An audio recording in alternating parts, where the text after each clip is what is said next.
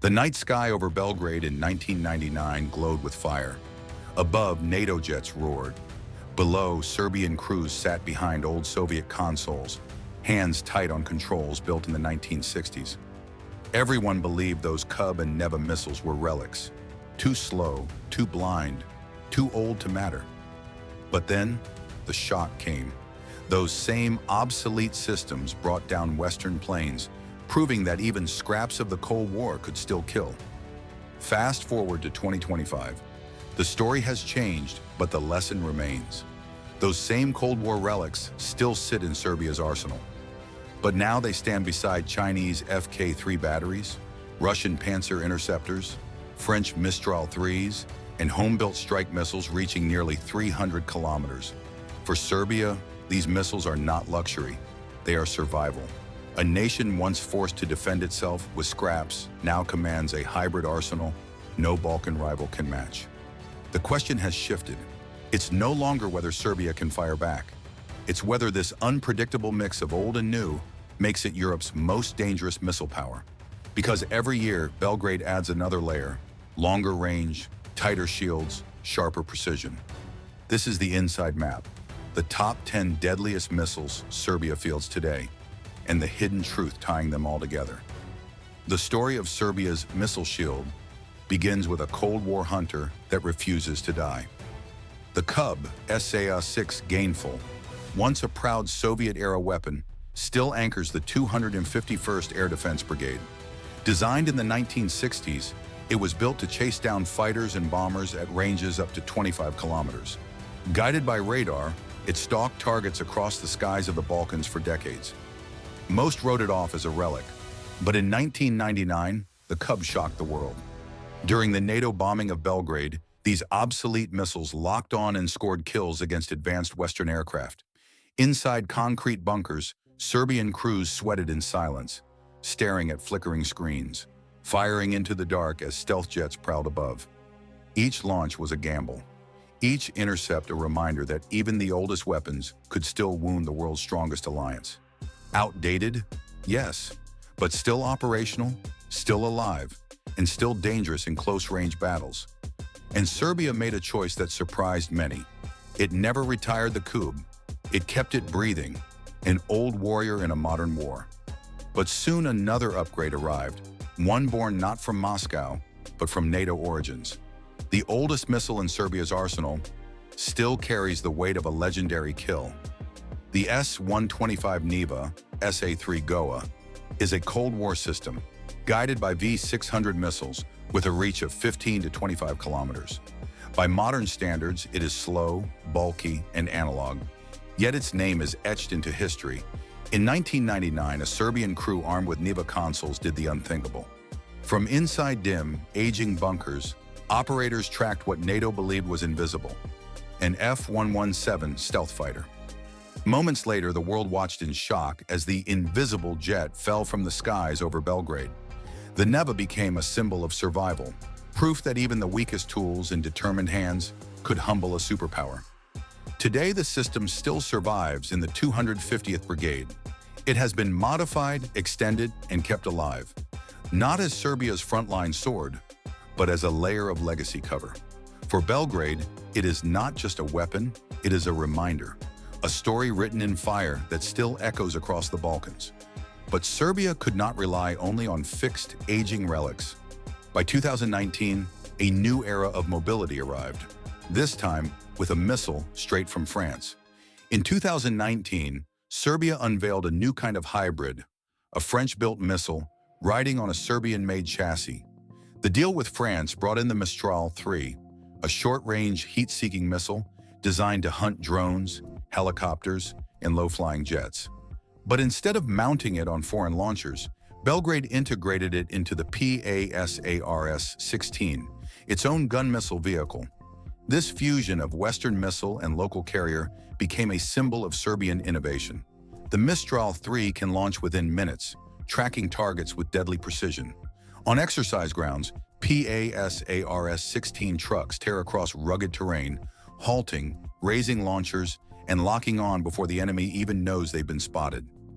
Its reach is short, but its bite is sharp, perfect for shielding bases, convoys, and forward positions against sudden raids.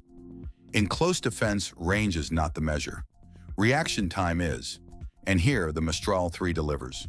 For Serbia, it marks something rare. A NATO-designed missile operating inside a traditionally Russian-influenced arsenal. A hybrid born of necessity and survival. But Belgrade didn't stop there. By 2020, another layer arrived, this time straight from Moscow's factories, carrying heavier firepower. In 2020, a new layer rolled into Serbia's arsenal, straight from Russia's factories. The Panzer S-1 arrived, compact, mobile, and built for the chaos of modern skies. Mounted on trucks, it carried twin 57 E6 interceptors and rapid-fire autocannons, striking targets up to 20 kilometers away. For Belgrade, this was more than another missile. It was a shield against the modern threats NATO had once used: drones, low-flying jets, and incoming cruise missiles.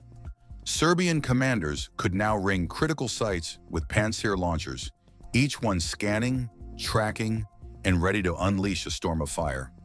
The message was simple: no target would approach unnoticed, and no strike would go unanswered. But the deal carried weight.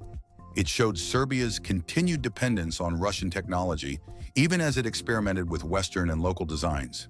Still, Panzer gave Belgrade something new: mobility and multi-role firepower, a system that could move, fire, and shield faster than its aging Soviet predecessors. For Serbia, it was another step in building a hybrid arsenal, and the next step would not come from Moscow at all. In 2022, Chinese cargo planes landed with a true game-changer. In April 2022, the skies above Belgrade darkened as giant Y-20 airlifters from China touched down with cargo unlike anything Serbia had seen. Inside were the FK-3 batteries, the export version of China's HQ-22. With a reach of nearly 100 kilometers, these missiles gave Serbia something it had never possessed before: true medium to long-range air defense. For the first time, Belgrade became the only European operator of this system.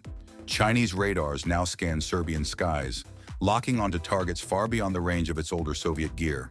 The message was clear: Serbia had tilted not only toward Moscow, but now also toward Beijing. Regional rivals watched with alarm. Because the FK-3 was more than another weapon, it was Serbia's first true strategic shield, a layer that could threaten intruders long before they approached Belgrade or key military sites. And it marked a turning point. No longer was Serbia's arsenal just Soviet hand-me-downs or patched-up relics. It now fielded a system modern enough to shift regional balance. But Belgrade wasn't finished importing.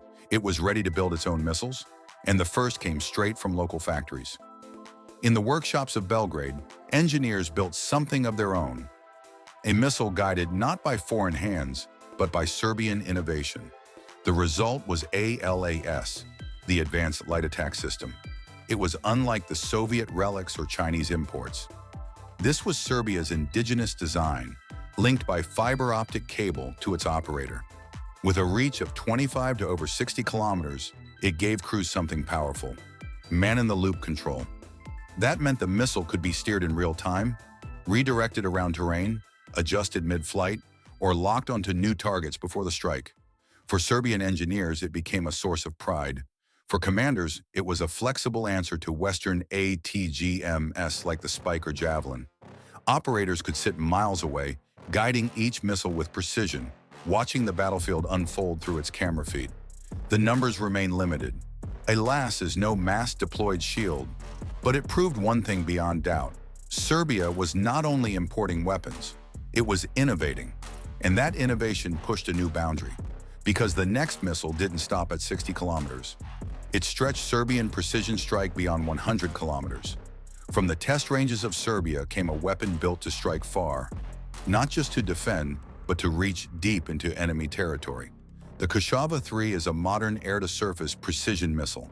Armed with INS/GPS guidance and an electro-optical seeker, it can hit with accuracy few Balkan systems can match.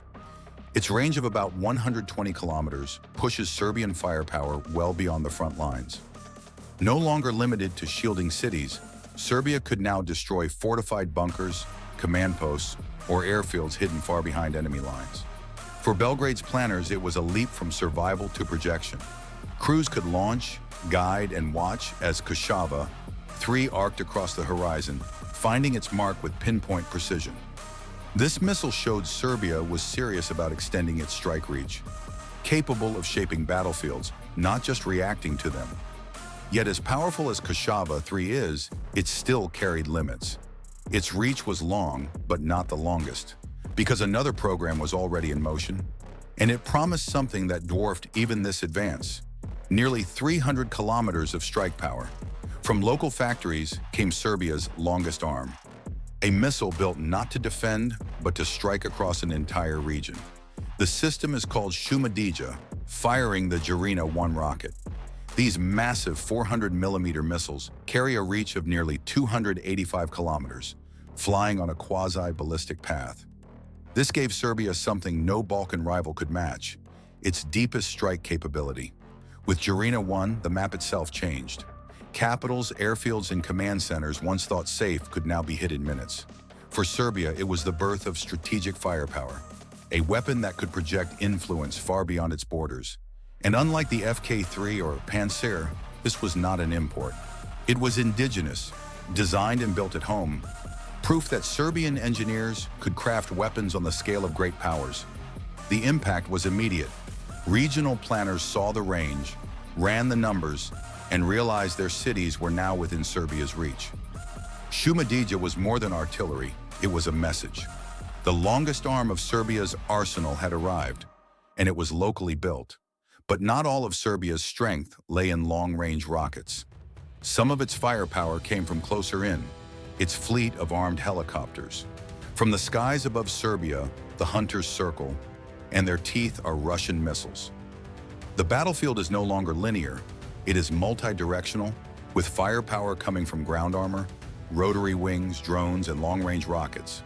With these last weapons, Serbia's top 10 missile force is complete. But the true story is not in the count. It lies in the hidden truth that unites them all. It begins as a patchwork slash, but ends as a shield of survival. Serbia's strength is not in a single missile, nor in one foreign ally. It lies in the hybrid arsenal it stitched together.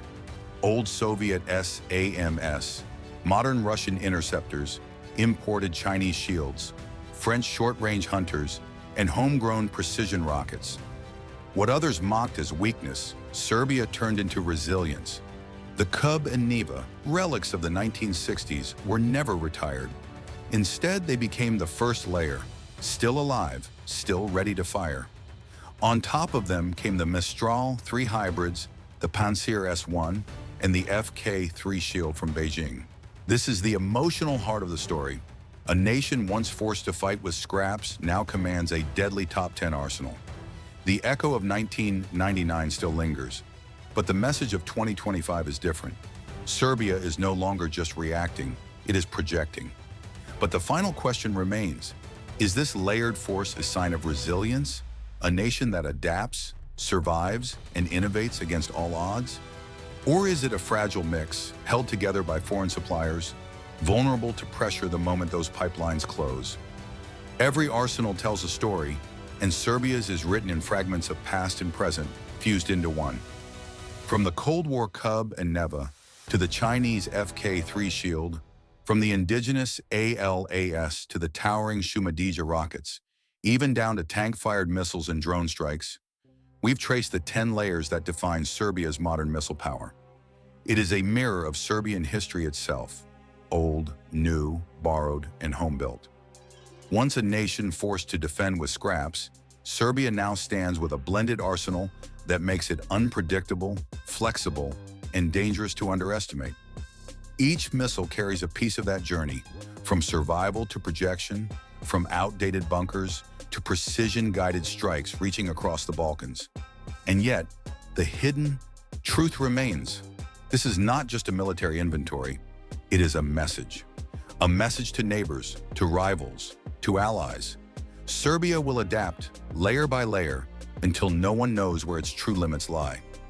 If this deep dive gave you a new view of Serbia's power, subscribe now for more unseen arsenals shaping our world. And tell us, what's the real game changer? The Shumadija's 285 kilometers reach, the FK-3's Shield, or the stealthy ALAS.